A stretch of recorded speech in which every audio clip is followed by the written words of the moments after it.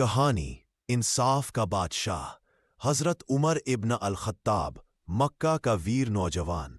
बहुत पुरानी बात है जब मक्का की गर्म रेत पर एक बेहद ताकतवर, बहादुर और सख्त मिजाज नौजवान का नाम गूंजा करता था, उमर इब्न अल-खत्ताब। वो ऊंचे कद के, तेज निगाहों वाले और मजबूत इरादों के मालिक थे। मक्का में हर कोई उनसे डरता था क्योंकि वो जो कहते थे वो कर दिखाते थे।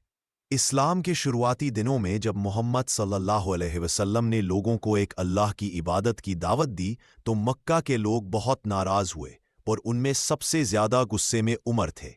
वो सोचते थे ये नई बात हमारे बाप दादाओं के धर्म को मिटा देगी। एक दिन उन्होंने तय किया, आज मैं इस मोहम्मद का काम तमाम कर दूंगा।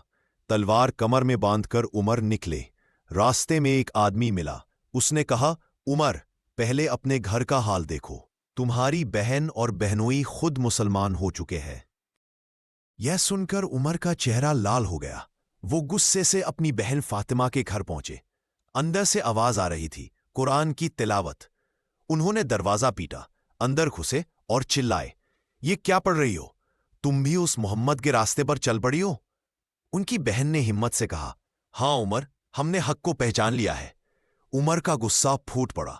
उन्होंने अपनी बहन को धक्का दे दिया। वो गिर गईं, मगर आंसू पोंछकर बोली, उमर, तू चाहे जान ले ले, लेकिन हम अल्लाह और उसके रसूल से मुंह नहीं मोड़ेंगे। यह सुनकर उमर का दिल कांप गया। उनका गुस्सा ठंडा हो गया। उन्होंने कहा, वो क्या पढ़ रही थी, मुझे भी दिखाओ। बहन ने कहा, तुम नापाक हो, पहले गुस्ल करो। उमर ने गुस्ल किया, फिर बैठकर तिलावत सुनी। वो सूरह ताहा की आयतें थी। मैं ही अल्लाह हूं, मेरे सिवा कोई माबूद नहीं। ये लफ्ज उमर के दिल को चीर गए। उनकी आंखों से आंसू बहने लगे। उन्होंने कहा, कितनी प्यारी बातें हैं ये झूठ नहीं हो सकती। उमर तुरंत रसूलुल्लाह सल्लल्लाहु अलैहि वसल्लम के घर पहुंचे। दरवाजा खटखटाया तो अंदर बैठे सहाबा डर गए,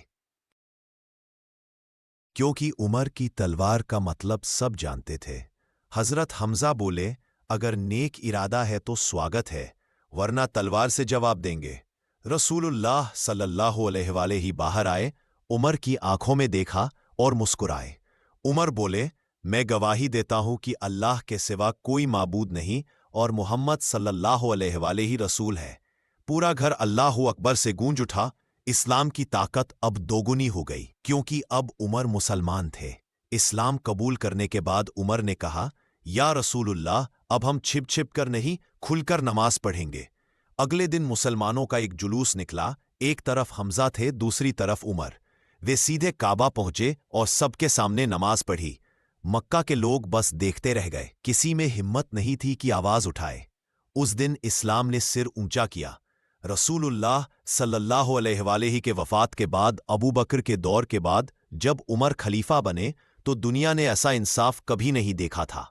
उन्होंने कहा, अगर एक बकरी भी फरात नदी के किनारे भूख से मर जाए तो उमर से सवाल होगा। वो कहते थे,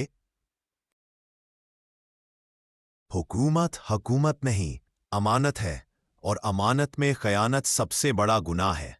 एक रात उमर रात के वक्त भेष बदलकर शहर की गलियों में घूम रहे थे। उनका काम था देखना कि कोई भूखा तो नहीं, कोई परेशान तो नहीं। उन्होंने एक झोपड़ी से बच्चों के रोने की आवाज सुनी। दरवाजा खटखटाया। अंदर एक औरत थी। उमर ने पूछा, बच्चे क्यों रो रहे हैं?